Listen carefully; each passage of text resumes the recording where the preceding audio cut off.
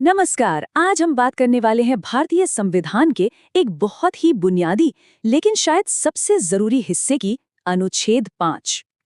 देखिए, जब कोई नया देश बनता है तो सबसे बड़ा सवाल क्या होता है? यही कि इस नए देश का नागरिक कौन होगा। अनुच्छेद 5 इसी बड़े सवाल का जवाब देने की पहली कोशिश थी। चलिए जरा उस वक्त में चलते हैं। तारीख है 26 जनवरी 1950। भारत एक गणतंत्र बन चुका है।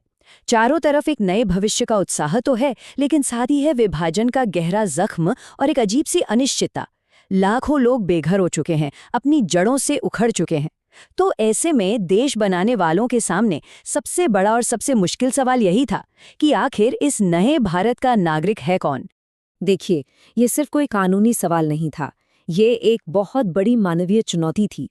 जैसा कि हमारे सोर्स बताते हैं, ये लाखों लोगों को छांटने, चुनने और स्थानांतरित करने की एक बेहद जटिल प्रक्रिया थी।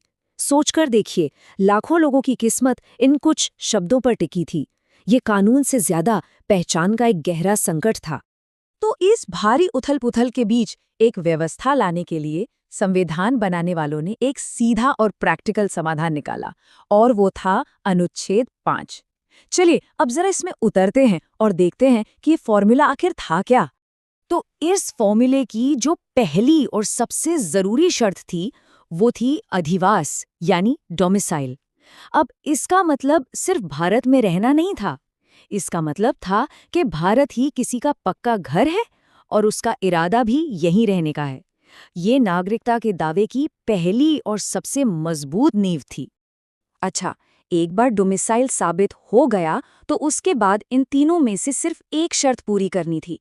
तीनों नहीं, या तो शख्स का जन्म भारत में हुआ हो, या फिर उसके माता पिता में से किसी एक का जन्म भारत में हुआ हो, या फिर वो संविधान लागू होने से ठीक पहले कम से कम 5 साल से भारत में रह रहा हो।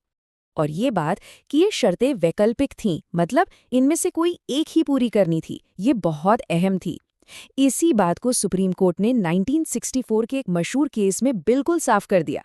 जरा सोचिए, अगर कोर्ट कह देता कि तीनों शर्तें पूरी करनी होंगी तो नागरिकता मिलना कितना मुश्किल हो जाता। इस एक फैसले ने हमेशा के लिए तस्वीर साफ कर दी। लेकिन कहानी में एक और मोड़ था। देखिए, अनुच्छेद 5 तो एक आम नियम था, पर विभाजन एक बहुत ही असाधारण हालात थे। तो इन हालातों से निपटने के लिए कुछ खास नियम बनाए गए, जो कभी-कभी अनुच्छेद 5 पर भी भारी पड़ते थे। ये 3 तारीखें नागरिकता की इस पूरी पहेली को समझने के लिए बहुत जरूरी हैं। पहली, 1 मार्च 1947। ये एक तरह की कट ऑफ डेट थी। अगर कोई इसके बाद पाकिस्तान चला गया तो उसकी भारतीय नागरिकता खतरे में पड़ सकती थी। दूसरी, 19 जुलाई 1948। ये पाकिस्तान से भारत वापस आने वालों के लिए परमिट सिस्टम की डेडलाइन थी। और आखिर में 26 जनवरी 1950, जिस दिन ये सारे नियम लागू हो गए। यहाँ हम देखते हैं कि कैसे एक नियम दूसरे पर भारी पड़ रहा था। अनुच्छेद 7 एक बहुत बड़ा अपवाद था। मतलब भले ही कोई अनुच्छेद 5 की सारी शर्तें पूरी क्यों न कर रहा हो, लेकिन अगर वो 1 मार्च 1947 के बाद पाकिस्तान चला गया तो उस पर अनुच्छेद 7 लागू होता था और उसे भारतीय नागरिक नहीं माना जाता था। ये एक बहुत पावरफुल डिस्क्वालिफिकेशन क्लॉज था। चलिए, अब इन कानूनी दांवपेच से हटकर ये देखते हैं कि आम लोगों की जिंदगियों पर इनका क्या असर पड़ रहा था। कानून की ये सूखी इबारतें परिवारों और लोगों की तकदीर कैसे लिख रही थीं। वाजिद आलम का केस देखिए। जैसा उनकी माँ की अर्जी में लिखा है, ये एक लाइन उस जबरदस्त दुविधा को दिखाती है जिसका सामना उस वक्त कई लोग कर रहे थे। एक तरफ थे कानून के सख्त नियम और दूसरी तरफ था एक माँ और बेटे का रिश्ता। ये एक दिल दहला देने वाली सिचुएशन थी।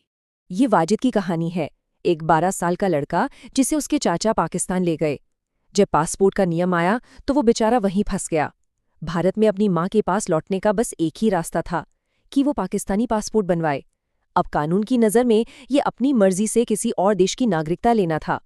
पर क्या इसे वाकई मर्जी कहा जा सकता है जब घर लौटने का कोई और रास्ता ही न बचा हो? कागजों पर देखें तो सरकार का इरादा बिल्कुल साफ और नेक लग रहा था।